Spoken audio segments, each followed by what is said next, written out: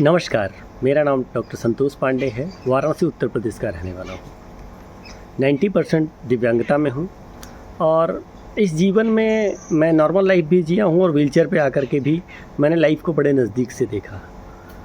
सच में जीवन बड़ा कठिन है दिव्यांगता को लेकर के, लेकिन इन चुनौतियों के बाद भी कुछ करने की भी इच्छा है, आकांक्षा है।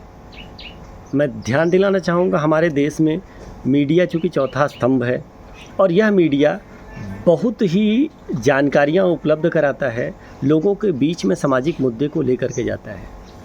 आज कहीं न कहीं मैं थोड़ा सा आभारी हूँ अंकित भाई का। अंकित तिवारी जी को मैं धन्यवाद देना चाहूँगा कि उन्होंने बड़े ज्वलंत मुद्दे के लिए मुझे बोलने का मौका दिया और अपने मीडिया चैनल के माध्यम से ये लोगों की जो वास्तव में सामाजिक मुद्दे हैं उस आवाज़ को लोगों तक ले जाने का प्रयास कर रहे हैं।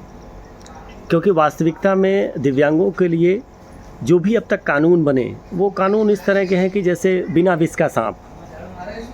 दूर से लगता तो है कि दिव्यांगों के लिए काफ़ी कुछ है, कुछ संभावनाएं हैं, लेकिन वास्तव में ग्राउंड रिपोर्ट बिल्कुल वैसी मिलती जुलती नहीं है। दिव्यांगता का कानून काफ़ी लंबे समय से भारत में पास हो चुका है, लेकिन ग्राउंड पे आज तक पूरे देश में इम्प्लीमेंट नहीं है। ऐसे कानून की क्या महत्ता है? आज जो दिव्यांगों की रियल स्थिति है वो ये है कि उनकी पहुंच नहीं है, संसाधनों तक भी पहुंच नहीं है, न्याय तक पहुंच नहीं है, शिक्षा तक पहुंच नहीं है, मेडिकल तक पहुंच नहीं है। वो अपनी व्यक्तिगत जो जीवन में उनकी ज़रूरतें हैं वो उसको भी पूरा करने के लिए स्ट्रगल कर रहे हैं। नीतियाँ तो हैं सरकार की कि लोगों के पास तक शिक्षा पहुँचे, लेकिन धरातल पे वास्तविकता वैसी नहीं है और कोई भी मीडिया चैनल इस विषय में बात करने से पीछे हटता है। मैं अंकित भाई को धन्यवाद देना चाहूँगा। उनके चैनल के माध्यम से मैं अपनी बात को शायद आप लोगों के बीच में रख पा रहा हूँ। आज दिव्यांगों का जो मुद्दा है वो केवल यही दिखाया जाता है कि दिव्यांग पेंशन के लिए परेशान है। वास्तविकता है दिव्यांगों को उसके अलावा कोई रास्ता नहीं दिख रहा है। रोज़गार उपलब्ध नहीं है, स्वरोजगार के लिए उनकी व्यवस्था नहीं है। अब मिला जुला के रह गया, देश को आज़ाद हुए हो गया 70 साल के ऊपर, दिव्यांग ही अछूता क्यों रहा? इसका जो सबसे बड़ा कारण है वो है दिव्यांगों को राजनीति से दूर रखना। सबसे पहली जो हमारे साथ भेदभाव किया गया वो यहीं पे किया गया। मैं सभी पार्टियों का नाम लेकर के एकदम खुले मंच पे ये बोलना चाहता हूँ, कितने पार्टियों ने दिव्यांगों के लिए रिजर्व सीट की, चाहे वो सत्ता की हो या विपक्ष की हो। अच्छा ठीक है, नहीं किया। कितने लोगों को आपने मनोनीत सांसद बना दिया, कितने लोगों को आपने मनोनीत विधायक बना दिया। मैं सभी पार्टियों से बोल रहा हूँ, केवल एक लोगों का नाम बता दें तो मैं जानूँ। कारण ये है दिव्यांगों में एकता की कमी है, विश्वास की कमी है। वह केवल पेंशन के मुद्दे पे और जनरल मुद्दे पे इकट्ठा होते हैं। उनकी जो वास्तविक जीवन की ज़रूरत होती है, जिस दिन वो इस अपनी वास्तविकता के प्रति जागृत हो जाएंगे उस दिन सच में उनकी समस्याओं को वो स्वयं उखाड़ के फेंक सकते हैं। सरकार बातचीत करती है कि 3% से 5%, 5 से 21% तक दिव्यांगों को ले आया कि 21% की दिव्यांगता है। जाहिर सी बात है कि 21% अगर दिव्यांगता है तो दिव्यांगों का प्रतिशत बढ़ा है तो मत में भी तो प्रतिशत बढ़ा है। अगर दिव्यांगों की फैमिली के मत को जोड़ दिया जाए तो हम 21% भी मत की बात करें तो हमारी 140 करोड़ में लगभग 25 से 30 करोड़ लोगों की भूमिका हो जाती है, परिवारों समेत। हम किसी भी मुद्दे को, अपने जो सच में गंभीर मुद्दे हैं उनको लेकर के समाज में जा सकते हैं, अपनी चुनौतियों को उनके सामने रख सकते हैं। मैं एक एग्जांपल के रूप में रेलवे को ले रहा हूँ। आप रेलवे में चले जाइए, स्थिति ये होती है कि दिव्यांग बोगियों में नॉर्मल लोगों का पूरी तरह से कब्जा है। आप टॉयलेट बाथरूम नहीं जा सकते और सारे विदाउट टिकट लोग वहाँ पे आते हैं।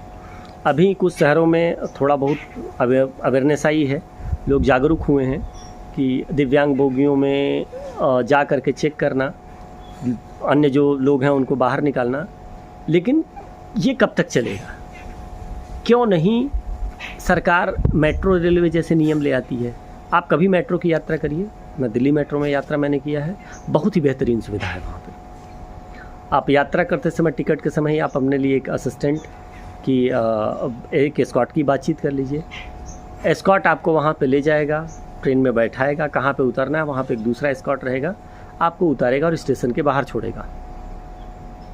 अब इसमें मैं बताना चाहूँगा कि अगर हम वहाँ पे पेमेंट कर रहे हैं तो हमें फैसिलिटी मिल रही है। मैं सरकार से चाहूँगा सरकार पूरा पैसा ले, हमें कोई रिजर्वेशन आरक्षण नहीं चाहिए, लेकिन वास्तव में हमारी जो ज़रूरतें हैं वो तो पूरी करे। रेलवे में हमें इतना स्ट्रगल करना पड़ता है कि ज़रूरत से ज़्यादा, न सफाई मिलती है, न एक्सेसिबिलिटी मिलती है।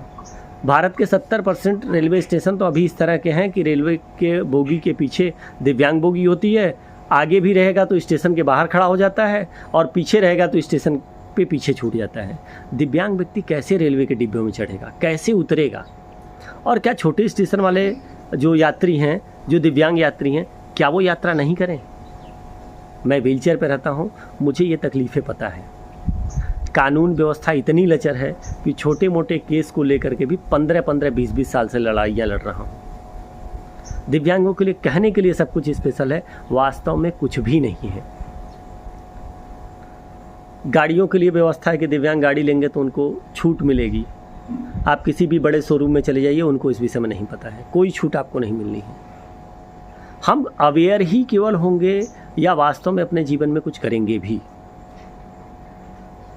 मैं अंकित भाई के माध्यम से इस सवाल को पूरे देश के सामने रखना चाहता हूँ और आप लोगों से निवेदन भी करता हूँ। बहुत सारी समस्याओं पे हल निकाला जा सकता है अगर प्रत्येक डिस्ट्रिक्ट के डीएम चाहें या वहाँ के जो ज़िले के सबसे बड़े कानून के अधिकारी हैं, जज साहब हैं, जिला जज साहब, वो चाहें तो दिव्यांगों के लिए एक अलग बेंच की स्थापना हो सकती है। थाने में दिव्यांगों के लिए एक अलग व्यवस्था हो सकती है, उनके सुनवाइयों के लिए। जो उनकी बेसिक ज़रूरतें हैं वो पूरी की जा सकती हैं। क्यों नहीं ग्राम प्रधानों को एक आदेश दिया जाए कि आपके गांव में रहने वाले जो इस तरह के अशक्त लोग हैं उनके लिए कुछ किया जाए, कुछ बेहतर किया जाए। जब हम धरातल पर उतरेंगे तभी ये संभव है। दिव्यांग हमेशा रोजगार के लिए भटक रहा है, क्यों नहीं स्वरोजगार की शुरुआत की जाए? हालांकि बहुत सी संस्थाएं इसमें आगे आ रही हैं, लेकिन संस्थाओं की भूमिका भी बड़ी सस्पेंसिव है। संस्थाएं केवल अपनी रोजी रोटी चला रही हैं, वो वास्तव में जो दिव्यांगों के लिए करना चाहिए उस स्तर पे नहीं वर्क कर रही। तो साथियों, मैंने आज आपका ध्यान इस तरफ ले गया। अंकित भाई आपका बहुत आभारी हूँ। धन्यवाद।